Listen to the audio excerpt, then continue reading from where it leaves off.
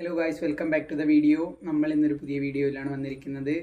ഈ ഫുട്ബോളിൻ്റെ മച്ചാന്മാരെ, നമ്മളുടെ ലെജൻഡറി എപ്പിക്കിൻ്റെ പുതിയ ലെജൻഡ്സ് അസംബിളിൻ്റെ പുതിയ നമ്മളുടെ സെലക്ഷൻ കോൺട്രാക്റ്റ് വന്നു. ഞാൻ കഴിഞ്ഞ വീഡിയോയിൽ പറഞ്ഞിരുന്നു എനിക്ക് ഫ്രീ സ്പിന്നിൽ കിട്ടിയത് നമ്മുടെ ബെയിലാണെന്ന്. നല്ലൊരു കളി തന്നെയായിരുന്നു. അതിൻ്റെയൊക്കെ ഡീറ്റെയിൽസൊക്കെ നമ്മൾ ആ ഒരു ഷോർട്സിൽ പറഞ്ഞു കഴിഞ്ഞതാണ്. ഇന്ന് നമ്മൾ പറയാൻ പോകുന്നത്, ഇന്ന് നമ്മൾ ലെജൻഡറി കോൺട്രാക്റ്റിൽ ആരെയാണ് എടുത്തത് എന്നാണ് ഞാൻ പറയുന്നത്. ഞാൻ ആക്ച്വലി കന്നവാരോവിനെ തന്നെയാണ് എടുത്തത്. വളരെ നല്ലൊരു പ്ലെയർ ആയിട്ട് എനിക്ക് തോന്നി. എന്താ ഇപ്പോൾ ഇതിനെപ്പറ്റി പറയുക, വൺ ഓഫ് ദി സൂപ്പർ ഇല്ലെങ്കിൽ one of the best card എന്ന് തന്നെ പറയാം. നമ്മളുടെ ആ കാർഡ്സിൽ കന്നവാരോ ഉണ്ട്, പിന്നെ ഒലിവർ ഖാൻ ഉണ്ട്, പിന്നെ ഫോർലാനും ഉണ്ട്. ഇവർ 3 പേരുമാണ് വൺ ഓഫ് ദി ബെസ്റ്റ് കാർഡായിട്ട് എനിക്ക് തോന്നിയത് ആ മറ്റേ ലെജൻഡ്സ് അസംബിളിൻ്റെ പാക്കിൽ തന്നെ. പക്ഷെ അതിലും ആക്ച്വലി നമ്മളൊരു കാർഡ് എടുക്കുമ്പോൾ നമ്മൾ നോക്കും നിങ്ങൾക്ക് ഏത് പൊസിഷനിലേക്കാണ് ഒരു വേണ്ടത്. ഏത് പൊസിഷൻ, സെൻറ്റർ ഫോർവേഡ് ആണോ, അതോ സെൻറ്റർ മിഡ് ആണോ, അതോ ഡിഫൻസ് ആണോ, അതോ ഗോൾ കീപ്പർ ആണോ, ആരെയാണ് നിങ്ങൾക്ക് വേണ്ടത്?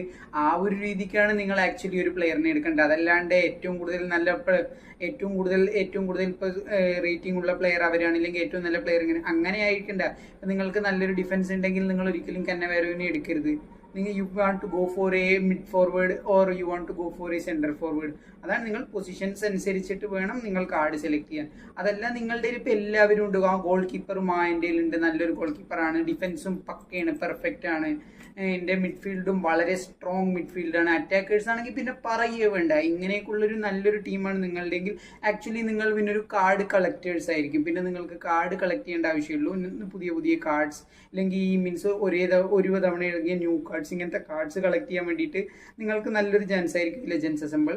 പക്ഷേ ആക്ച്വലി ഞാനിപ്പോൾ ഒരു കാർഡ് കളക്ടർ അല്ല. എൻ്റെ പൊസിഷൻ ഇപ്പോൾ ഞാൻ ഓരോ ടീമിലും എൻ്റെ ടീമിൽ പൊസിഷൻ സെറ്റാക്കിയിട്ട് വരുന്നുള്ളൂ.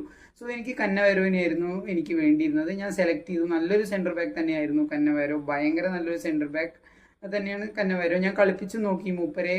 ആദ്യത്തെ ഒരു 3-4 കളിയിൽ ഇപ്പോൾ പറഞ്ഞാൽ എന്താ പറയുക, എനിക്ക് ഇങ്ങനെ തോന്നി എന്തിനാണ് ഇങ്ങനെ ഒരു സൈനിങ് നടത്തിയത്. വളരെ ഒരു മോശം ഒരു കോൺട്രാക്റ്റ് ആയിട്ട്, അല്ലെങ്കിൽ മോശം ഒരു സൈനിങ് ആയിട്ട്, അല്ലെങ്കിൽ മോശം പിക്കാർഡായിട്ട് എനിക്ക് ഫസ്റ്റിലത്തെ 1-2-3 കളിയിൽ എനിക്ക് ഫീൽ ചെയ്തിട്ടുണ്ടായിരുന്നു.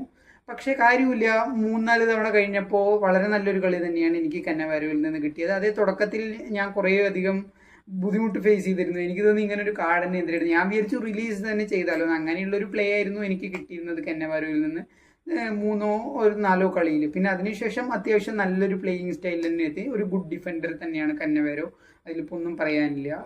അപ്പോൾ ഗൈസ്, ഞാൻ കന്നവാരോ ആണ് എടുത്തത് ലെജൻഡ്സ് അസംബിളിൽ. നിങ്ങൾ ആരെയാണ് എടുത്തത്, നിങ്ങൾക്ക് ആരെയാണ് ഫ്രീ സ്പിന്നിൽ കിട്ടിയത്, നിങ്ങൾ കമൻറ്റ് ചെയ്യൂ guys. Okay, tata bye bye, let's wind up the video.